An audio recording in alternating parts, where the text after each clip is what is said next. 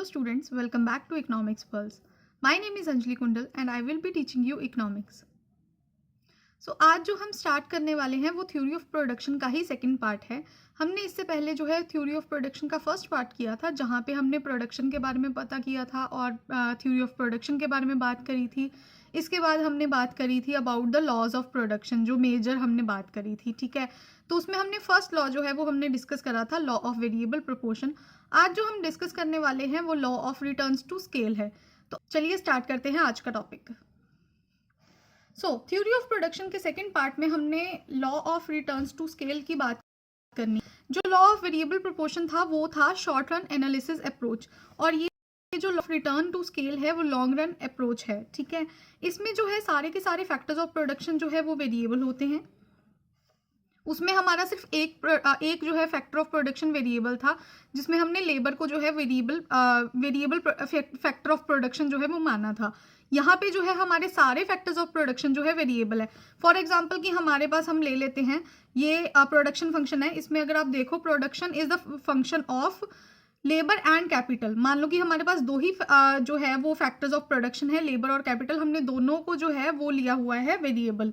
अब आप देखो कि हमने यहाँ पे जो है m लगाया, m इज अ कांस्टेंट, ठीक है। किसी भी रेट पे जो है वो इंक्रीज या डिक्रीज करेगा। हम अगर जितने भी हमारे फैक्टर्स ऑफ प्रोडक्शन है उसको, उनके जो इनपुट्स है उनको बढ़ाएंगे या घटाएंगे, उससे हमारी आउटपुट पे क्या फर्क पड़ेगा, हमने वो चीज़ देखनी है रिटर्न्स टू स्केल में। तो रिटर्न्स टू स्केल में अगर हम बात करें कांस्टेंट रिटर्न टू स्केल, अगर हमारा P1/P जो है वो m के बराबर आता है, दैट मीन्स कि हमारा कांस्टेंट रिटर्न टू स्केल है। और हमारे जितना भी हम इनपुट्स लगा रहे हैं उनसे हमें जो है इक्वल ही return, the percentage of inputs, the percentage of production factors of production we are increasing, तो हमारे जो रिटर्न्स है वो भी हमारे जो है वो कांस्टेंट रह रहे हैं, उतने ही सेम प्रोपोर्शन में हमारे रिटर्न्स जो है वो इंक्रीज कर रहे हैं। और अगर हमारा डिमिनिशिंग रिटर्न टू स्केल है तो हमारा P1/P जो है वो लेस देन m होगा, ठीक है ना। जिसमें हम देख रहे हैं जैसे जैसे हमारे जो है फैक्टर्स ऑफ प्रोडक्शन हम इंक्रीज करते जा रहे हैं, वैसे वैसे हमारे रिटर्न्स जो हैं, जो इंक्रीमेंट इन द रिटर्न्स जो है वो कम हो रही हैं। और अगर हम इंक्रीजिंग रिटर्न टू स्केल की बात करें तो वहाँ पे जो हमारा P1/P है वो m से बड़ा है, that means it is greater than m। तो मतलब कि यहाँ पे जैसे हम अगर स्मॉल अमाउंट ऑफ इनपुट अगर हम लगा रहे हैं तो उससे हमारा डबल अमाउंट या ट्रिपल अमाउंट जो है उतने प्रोपोर्शन में जो है हमारा ज़्यादा प्रोपोर्शन में, ग्रेटर प्रोपोर्शन में जो है हमारे रिटर्न्स जो है वो इंक्रीज हो रहे हैं।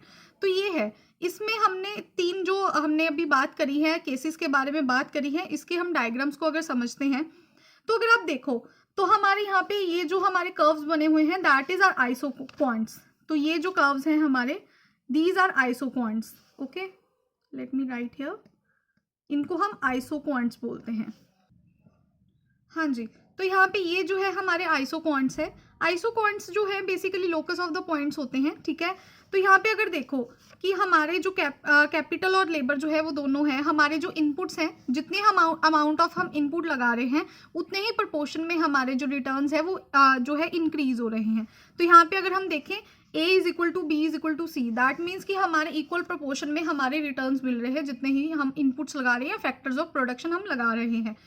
अब सेकंड केस की अगर बात करें तो सेकंड केस में इंक्रीजिंग रिटर्न्स टू स्केल की बात करें तो यहाँ पे हम जितने फैक्टर्स ऑफ प्रोडक्शन लगा रहे हैं उससे ग्रेटर अमाउंट में हमें जो है वो रिटर्न्स मिल रहे हैं। अब देखो अगर हमने फैक्टर्स ऑफ प्रोडक्शन यहाँ पे जो है हमने जो है A अमाउंट लगाया, तो A अमाउंट जो है मान लो कि 10 अमाउंट हमने लगाया, तो 10 अमाउंट इज ग्रेटर देन, यहाँ पे हमने 6 लगाया, फिर उसके बाद 4 लगाया।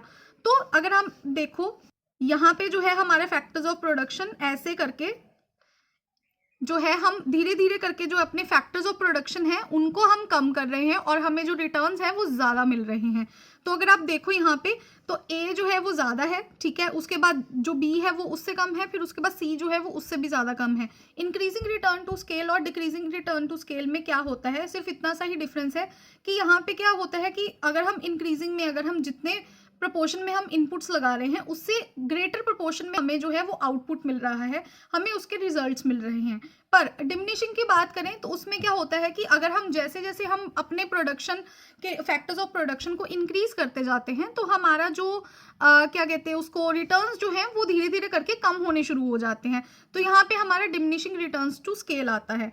तो अगर हम इनके रीजंस के बारे में बात करें तो यहाँ पे अगर हमने बात करी सबसे पहले इन कांस्टेंट में, तो कांस्टेंट में को हम कांस्टेंट रिटर्न्स टू स्केल को हम होमोजेनियस प्रोडक्शन फंक्शन भी बोलते हैं या लीनियर बोलते हैं, क्योंकि हमें कांस्टेंट रिटर्न्स मिल रहे हैं। इंक्रीजिंग रिटर्न्स में अगर हम बात करें तो यहाँ पे जो स्केल ऑफ प्रोडक्शन है वो इंक्रीज होता है, तो उससे क्या होता है, उसका मेजर पीछे रीजन क्या होता है कि हमारी इंडिविजिबिलिटी ऑफ फैक्टर्स होते हैं, ठीक है। हमारी जो लेबर स्पेशलाइजेशन होती है, ये हमने पहले भी बात करी है पिछली क्लास में भी, और हमारी जो टूल्स है, मशीनरी है, वो ज़्यादा एफिशिएंट वे में यूज़ की जाती है, हमारी जो प्रॉपर यूटिलाइजेशन ऑफ रिसोर्सेज होते हैं, इसीलिए हमें इंक्रीजिंग रिटर्न्स टू स्केल मिल रहे हैं। पर अगर हम ऑन द अदर हैंड अगर हम डिमिनिशिंग रिटर्न्स टू स्केल की बात करें तो यहाँ पे हमारी कॉस्ट जो है वो ज़्यादा होनी शुरू हो जाती है। जब हमारी कॉस्ट जो है हमारी प्रोडक्शन से ज़्यादा होनी शुरू हो जाएगी और हमारे फैक्टर्स ऑफ प्रोडक्शन जो है वो एक क्या कहते हैं वेयर एंड टेयर का मामला अगर आ जाता है, तो उसकी वजह से क्या होता है कि हमें कॉस्ट ज़्यादा बेयर करनी पड़ती है। उसकी वजह से क्या हो रहा है कि हमें प्रॉफिट्स कम मिल रहे हैं, हमें रिटर्न्स कम मिल रहे हैं, पर हमें फैक्टर्स ऑफ प्रोडक्शन ज़्यादा लगाने पड़ रहे हैं। तो this is the case of, ये थ्री केसेस मेजर हैं जिसमें जो हम रिटर्न्स टू स्केल में पढ़ते हैं। तो ये हमारा मेजर जो है हमने बात कर ली है law of returns to scale के बारे में, ठीक है। अब इसके बाद हम बात करें economies of scale, which is very important topic, ठीक है। ये आपका फर्दर भी आगे भी हम जो welfare economics and all that, इसमें भी ये चीज़ें हम पढ़ेंगे, ठीक है। तो इकोनॉमीज ऑफ स्केल क्या होता है? इकोनॉमीज ऑफ स्केल तब आता है जब हमारा स्केल ऑफ प्रोडक्शन जो है इंक्रीज होता है और हमारी जो कॉस्ट ऑफ प्रोडक्शन जो है वो कम होती है, ठीक है। मान लो कि मैंने जितनी कॉस्ट लगाई, मैंने जितना जो है, मान लो कि मेरे पास आई हैव अ फर्म, ठीक है, तो मैंने उस फर्म पे जितना भी मैंने अपना इनपुट लगाया उससे मुझे डबल या ट्रिपल जो है मुझे उससे फ़ायदा मिला। इसके अगर हम एग्जांपल की बात करें तो एक बेसिक एग्जांपल ले लेती हूँ, जैसे रॉ मटेरियल अगर मैं इकट्ठा ले लेती हूँ, ठीक है, जैसे एग्जांपल्स हो गए वॉलमार्ट हो गया या फ्लिपकार्ट हो गया या अमेजोन हो गया, तो वो क्या करते हैं, वो ना बल्क में चीज़ें ले लेते हैं और जब वो बल्क में चीज़ें लेते हैं तो वो उनको वो चीज़ सस्ती पड़ती है। दैट मीन्स कि वहाँ पे उनकी कॉस्ट जो है वो कट हो रही है। तो अगर कॉस्ट कट हो रही है दैट मीन्स कि उनको जो है इकोनॉमीज ऑफ स्केल मिल रहे हैं। तो this is the example of economies of scale. यहाँ पे हम दो चीज़ें पढ़ते हैं, internal economies of scale, external economies of scale. मैं पहले आपको ये चार्ट दिखा देती हूँ, इससे आपको ज़्यादा बेटर तरीके से समझ आएगा। रिटर्न्स टू स्केल के अंदर हम दो चीज़ें पढ़ते हैं, economies of scale and diseconomies of scale. Economies of scale मैंने बता दिया आपको, ठीक है। इसको अब मैं और अच्छे से एक्सप्लेन करती हूँ, जिसमें हम इंटरनल इकोनॉमीज ऑफ स्केल की बात कर रही थी मैं और इंटरनल इकोनॉमीज ऑफ स्केल की बात कर रही थी। So internal economies of scale क्या होता है, जब फर्म स्पेसिफिक, इंटरनल का मतलब होता है जब हम फर्म स्पेसिफिक बात करते हैं। तो यहाँ पे जो है हमारी जो फर्म है वो अपना जो प्रोडक्शन का स्केल है उसको इंक्रीज करती है, बट वो सिर्फ फर्म का ही कर रही है, ठीक है। तो उससे फायदा किसको हो रहा है, सिर्फ फर्म को हो रहा है। इसमें अगर हम इंटरनल इकोनॉमीज ऑफ स्केल की बात करें तो यहाँ पे हम दो चीज़ें पढ़ते हैं। तो यहाँ पे इसके मेजरली दो टाइप्स हैं, that is real economies and pecuniary economies. तो यहाँ पे क्या होता है, जब हमारे इनपुट्स रॉ मटेरियल्स जो है हमें जो इनकी फिजिकल क्वांटिटी है उसमें रिडक्शन होनी शुरू हो जाती है, तो हमें यहाँ पे रियल इकोनॉमीज मिलती हैं। मतलब कि यहाँ पे स्पेशलाइजेशन, जैसे हम बोल रहे हैं कि लेबर इकोनॉमीज और स्पेशलाइजेशन, कि अगर हमने कोई एक काम जो है लेबर से करवाया, अगर हम बार बार करवाते जाएंगे, ठीक है ना, मेरे पास सेट ऑफ जो है वो लेबर है या एम्प्लॉयज़ हैं, अगर मैं उनसे बार बार काम करवाती रहूँगी तो ऑब्वियस ही बात है कि उनको उस चीज़ में स्पेशलाइजेशन हो जाएगी। तो मैं वहाँ पे और अगर बंदे रखूँगी वो उनको भी ट्रेन कर सकते हैं, तो ये मेरे लिए एक फ़ायदा हो जाएगा, मेरे लिए, मेरी फर्म के लिए ये एक फ़ायदा हो जाएगा, क्योंकि जिनको मैंने हायर किया हुआ था वो फर्दर आगे वाले लोगों को भी ट्रेन कर रहे हैं, ठीक है। तो ये मेरे लिए क्या हो गया, इकोनॉमीज ऑफ स्केल हो गया, ठीक है। अगर हम बात करें टेक्निकल इकोनॉमीज की, इसके अंदर ही हम एक और एग्जांपल ले लें, तो टेक्निकल इकोनॉमीज या इंडिविजिबिलिटी, यहाँ पे क्या होता है कि जैसे मान लो कि अगर एक छोटा फर्म है तो छोटे फर्म जो है वो बड़ी मशीनरी को अगर यूज करे, मतलब उसको प्रॉपरली यूज नहीं कर पाएगा, बेसिकली उसका पूरा फायदा नहीं उठा पाएगा। तो अगर उसकी जगह अगर मैं अपनी फर्म की जो स्केल है उसको बड़ा कर देती हूँ, अगर मेरा फर्म का स्केल बड़ा हो जाता है तो ऑब्वियस ही बात है कि उस मशीनरी को मैं ज़्यादा बेटर तरीके से चला पाऊंगी और उसकी फुल यूटिलाइजेशन भी कर पाऊंगी। जैसे अगर मैं उसकी फुल यूटिलाइजेशन करती हूँ तो मुझे प्रॉपर जो है एफिशिएंट यूटिलाइजेशन भी मिल रही है, मेरी लेबर जो है वो भी एफिशिएंट वर्क कर रही है, तो ये मेरे लिए क्या हो गया, इकोनॉमीज ऑफ स्केल हो गया, ठीक है। तो ये मेजर हमने बात कर ली अपनी इंटरनल इकोनॉमीज ऑफ स्केल के बारे में, जिसमें हमने रियल इकोनॉमीज की बात करी।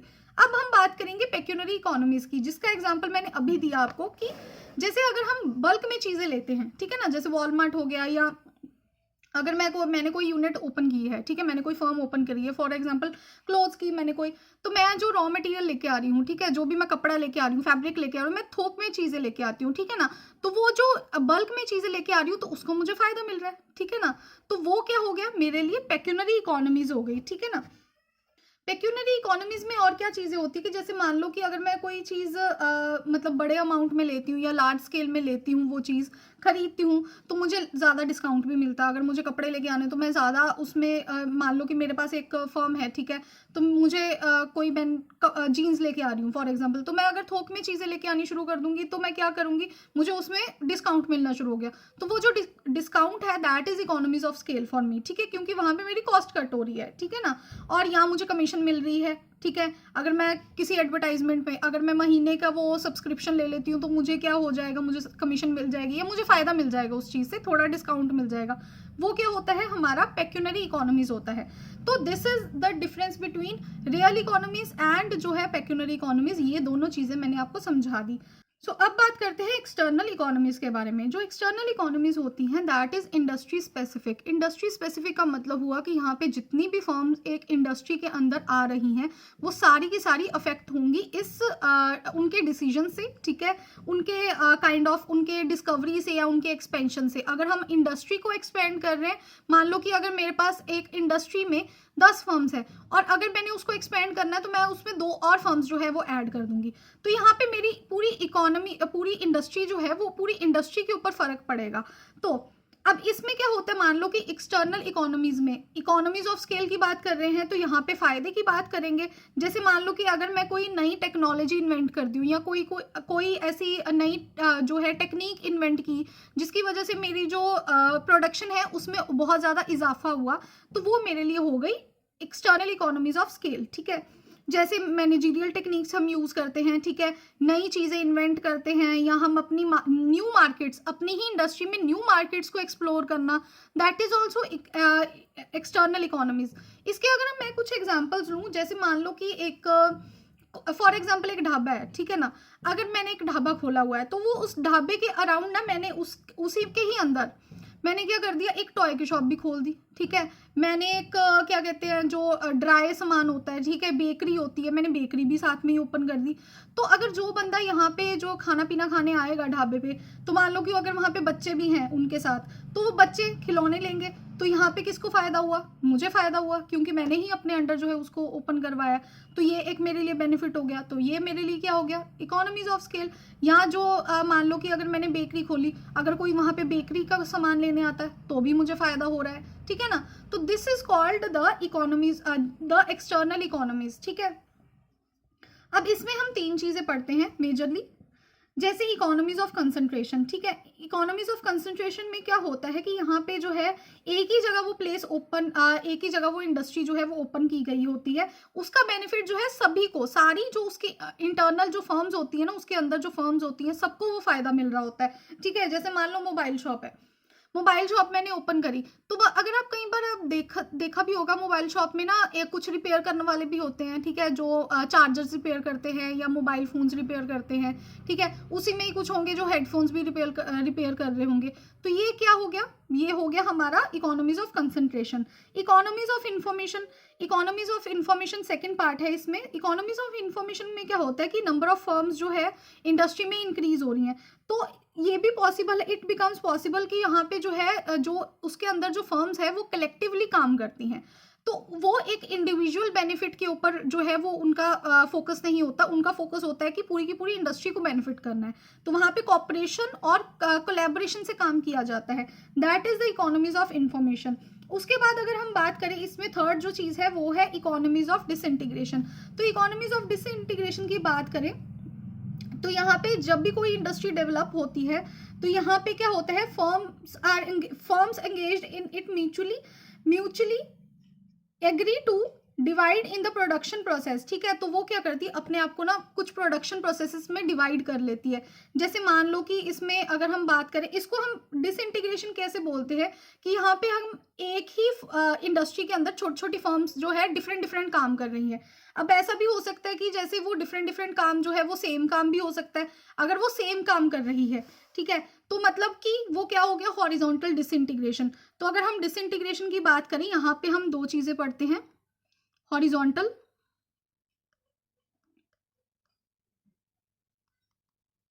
And vertical. तो हॉरिजॉन्टल में क्या क्या हो गया, जैसे एक एग्जांपल ले लेती हूँ कि अगर कोई जो है ब्लैंकेट बनाने की इंडस्ट्री है, तो मेरे अंडर जो है 10 फर्म्स है, वो 10 की 10 फर्म्स जो है वो वुलन का काम करती हैं, और वुलन मिल्स जो है उसके अंडर बन रही हैं, वहाँ पे ब्लैंकेट्स बन रहे हैं। सभी जो लोग हैं, सभी जो फर्म्स है मेरे अंडर जो है, वो सारी की सारी फर्म्स एक ही काम कर रही हैं, दैट इज हॉरिजॉन्टल, ठीक है। वर्टिकल की बात करें, वर्टिकल का मतलब क्या होता है कि जब एक ही इंडस्ट्री में सारे जो लोग हैं वो डिफरेंट डिफरेंट काम कर रहे हैं। मान लो वर्ट ऐसे काम कर रहे हैं, जैसे एक जो पर्सन है, फॉर एग्जांपल एक एग्जांपल ले लेते हैं टेक्सटाइल इंडस्ट्री का, कोई बंदा स्पिनिंग कर रहा है, ठीक है, कोई बंदा जो है वीविंग कर रहा है, कोई बंदा जो है वो कोई डाइंग कर रहा है, ठीक है। तो ये जो है, ये this is the vertical thing, ठीक है ना, कि कोई बंदा जो है वो एक काम कर रहा है, कोई फर्म जो है वो एक दूसरा काम कर रही है, कोई फर्म जो है वो तीसरा काम कर रही है, दिस इज वर्टिकल, ठीक है ना। तो वो वर्टिकल लेवल पे चल रहे हैं। हॉरिजॉन्टल हो गया कि सेम इंडस्ट्री में सेम फर्म सेम जो हॉरिजॉन्टल काम कर रहे हैं, हर एक फर्म जो है वो सेम काम कर रही है। तो this is whole explanation of our economies of scale.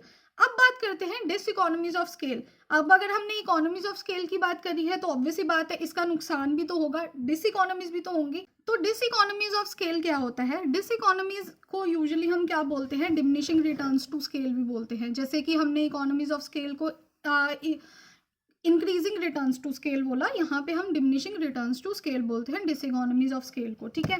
तो इसमें क्या होता है, जैसे एक एग्जांपल से स्टार्ट करती हूँ मैं।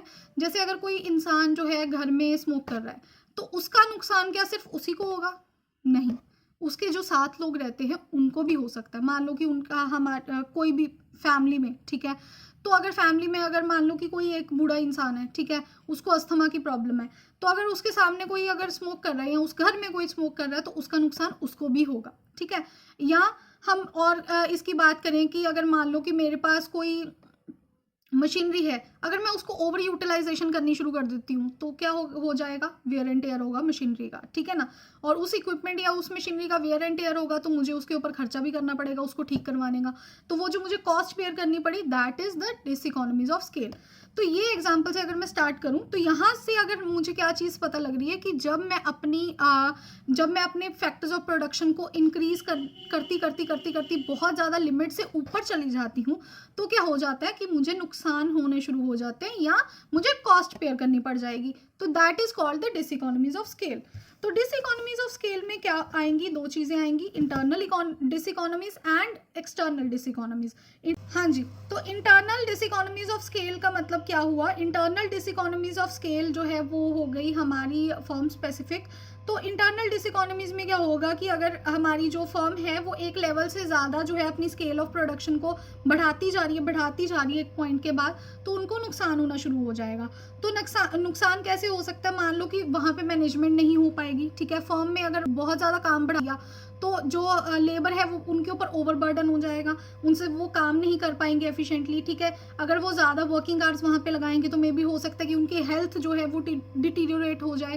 तो दीज आर द थिंग्स जो एक डिस इकोनॉमीज ऑफ स्केल में आएंगे, इंटरनल इकोनॉमीज डिस इकोनॉमीज में, ठीक है। तो और इसकी दूसरी चीज़ अगर मैं बताऊँ, तो that is the technical difficulties, यहाँ पे लिख लो। First is the management issues,